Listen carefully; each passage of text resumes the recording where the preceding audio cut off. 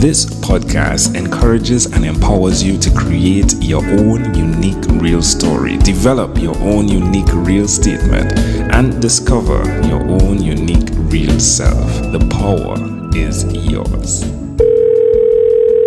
Good night, Chris Hanlon. How are you doing on this wonderful, beautiful night?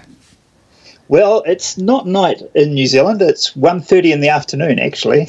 Ooh, that's the but I'm second doing really time. good. That's the second time that's happened tonight. I mean, one is in New Zealand. Before that, I've heard about from Hawaii, right? But Yeah. how's the weather there right now? It's warm. We're in the middle of summer. It's a very hot summer. We're getting a heat wave over from Australia, actually, coming this way. So not what you would expect from the other side of the world. Yeah, fair enough. Well, I'm in the Caribbean, so I could imagine. Oh, it's always warm there, isn't it? It definitely is. Though we've been getting some cool breezes. Okay, we usually get cool breezes. It's cold, as of recent, which is weird. But no one's complaining, though. The sun is out there still. Oh, that's beautiful. That's beautiful. Tell me, which of your talents is responsible for us connecting at this time? Because of a podcast, I think. The Chris and Sam podcast that we do. We've been going for about 4 years now. Episode 213 was the last of our weekly episodes that went out. Wow, congratulations. Wow. Yeah. So it's quite funny because it's a little bit different. We met up, Sam and I met up at a meetup, actually a social media meetup thing, and this would happen once a month, and every time afterwards we'd go out to the pub and we'd have a meal or whatever with a bunch of people, and it always ended up with a bit of a story tell-off. I'd tell a story and he'd try and beat it with one of his stories, and I'd try and beat his story with one of my stories, and it would just go on and on like this. And so about a year later, Sam says, we should do a podcast. So we started the Chris and Sam podcast, which is just taglines, randomness, technology, and life. And so it means it's pretty relaxed, and it's very much like, for the listeners, very much like sitting in a bar, just listening to a couple of guys chat about random things that have been happening lately and what's in the news and technology we've come across. And the very short episodes, we keep it to 30 minutes basically, so it's a nice quick commute or something to listen to while you're doing the dishes or whatever. Yeah. I love it. Where can people go to connect with it? Where is it hosted? thechrisandsampodcast.com. So all written out, thechrisandsampodcast.com. And of course, we're on Twitter at Chris and Sam Pod, and on Facebook, the Chris and Sam Podcast. And so you can download the podcast using iTunes or Spotify or, whatever podcast app that you're using. I love it. So who did you learn the skill, if you would? Should I call it a skill? Well, let's talk about you being the competitive guy. Who did you learn that from? Well, I'm lucky because I got Sam, and Sam knows things. I just turn up and tell stories. No, we've both been involved with little bits and pieces. I've been helping make movies for a few years as well and things like that. So we have access to people that know stuff. So if we have a question, we ask them. But Sam does most of the editing, all the editing, I should say. And, I had a sound recorder that I'd bought for film, so we used that, and we record it down at a desk with some mic stands, and spend half an hour every week just recording it. Not a lot of editing involved, I don't think. Yeah. It's really good. It is interesting because I tried a different podcast. So I tried the New Zealand Filmmakers podcast, right? And the interesting thing about that was Chris and Sam podcast is really for us. We enjoy it, and it's a good excuse for us to get together and do things. And people, the right people that listen to it, that appreciate that, like it. So we're not trying to be anything we're not. And for the Chris and Sam podcast, there was a lot more editing involved, a lot more production quality I wanted to get in there. And I was trying to meet a market And that's a lot harder. So we only did a few episodes of that, and just got too busy to keep doing it. Okay. So that one we thought we'd have commercial success, whereas the Chris and Sam podcast isn't really what you'd call a commercial success, but it's a lot of fun. Yeah. So the New Zealand Filmmakers podcast, that is the commercial. Chris and Sam is we get the excuse to get together and have some fun and get to record it. That's cool. Yeah, exactly. It's cool. All right. Tell me one other thing that you've done consistently over the last 3 years, please. Over the last 3 years, I've been making films. So New Zealand's got quite a good film community. And so we've been creating films with... I do the producing type thing, so really just making sure everybody turns up and we've got all the gear and we know where we're going, we've got the locations, we've got all the signed contracts, all that sort of thing, all the background stuff, and run around on the day and help hold lights or move props or do whatever I have to do. And we've had some success. So this year we had a film called Bloody Late Shift. It was a short comedy, and that played at Noosa International Film Festival. Sweet. And we also got an award at the Canadian Shorts Festival. Sweet. And last year we got Only Humane was the film we went. It was a bit more of a drama, a dark comedy, you could say.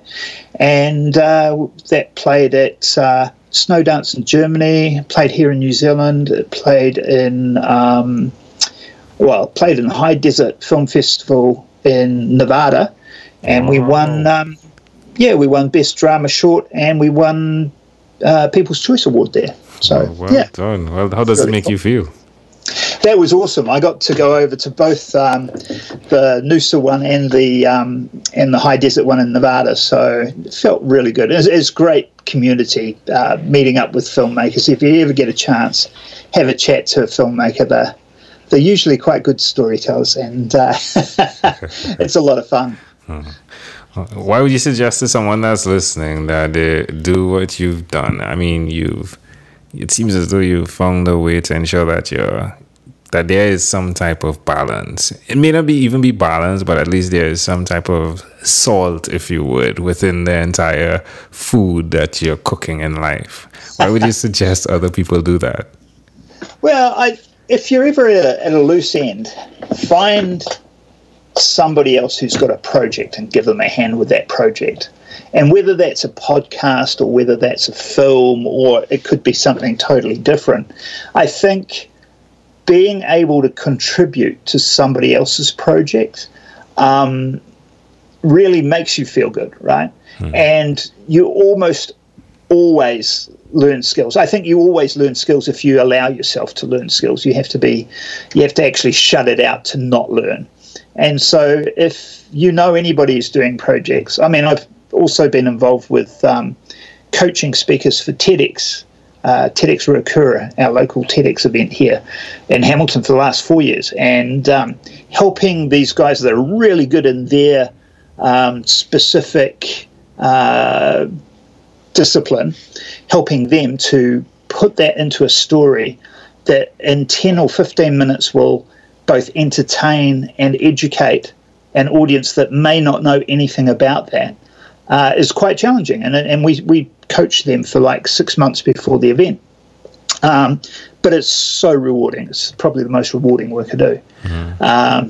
So, yeah, if anybody wants to get a bit of spice in their life, I think the key thing is to find somebody with a project that they're quite passionate about and help them to drive that project forward. And you'll always get something out of that. Love it. Again, amazing audience. You're hearing it live here from Chris Hanlon. He's doing 2 podcasts and helping people with their TEDx talk. But if you're looking for a fun conversation, check out the Chris and Sam podcast. And if you're into the film industry, check out the New Zealand Filmmakers podcast. So Chris, let's switch gears for a moment. Let me invite you now into my time machine that is surrounded with beautiful, warm, blue Caribbean water. Chris, what is your earliest childhood memory? It's not a great one. I think I was like I was a toddler. I was 3 years old, and I got attacked by magpies out the back of my grandmother's backyard. So that was horrific. I'm not afraid of birds, though. Why do you think this is so clear, though, at that time? Just because they really attacked me. They were pecking at my face and stuff, and it freaked me out. How do you see it connecting to who you are today? I always overcome challenges. I look for challenges to overcome. Love it. Yeah. No, it's really cool. All right, if we fast forward to when you were 12 years old, what was your favorite song? 12 years old. My favorite song? Oh, gosh.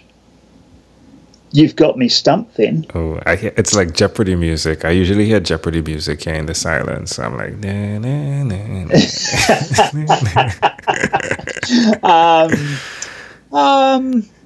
I don't know. I think I was a little bit older when I was getting into Duran Duran and stuff like that. Yeah. What song from Duran Duran comes to mind? Yeah, Wild Boys. All right. Yeah, I could see. Yeah. Cool. All right. You and Sam, yeah, definitely Wild Boys.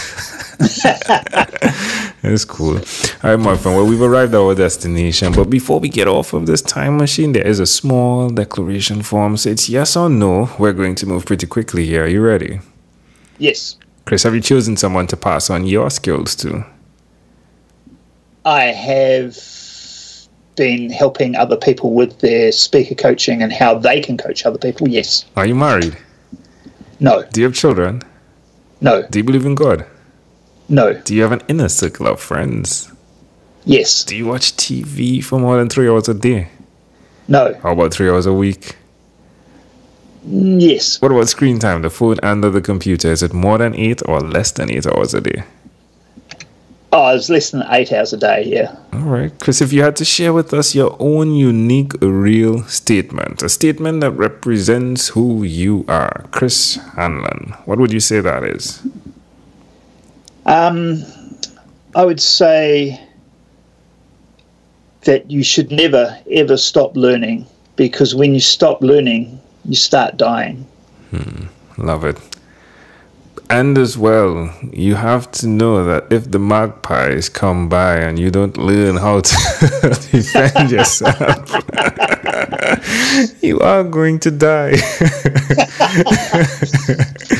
That was wonderful. Chris, great pleasure. Before you leave, is there anything else you'd like to share with our amazing audience? No, I'm just honoured to be on here, and it's great to catch up with you, Angel. Yeah, definitely a pleasure, my friend. Definitely. Chris Hanlon, thank you for being on what is inspired by 12-Minute Convos with Angel Jones. Thank you very much. You're welcome. This segment has been brought to you by Amazel Enterprise.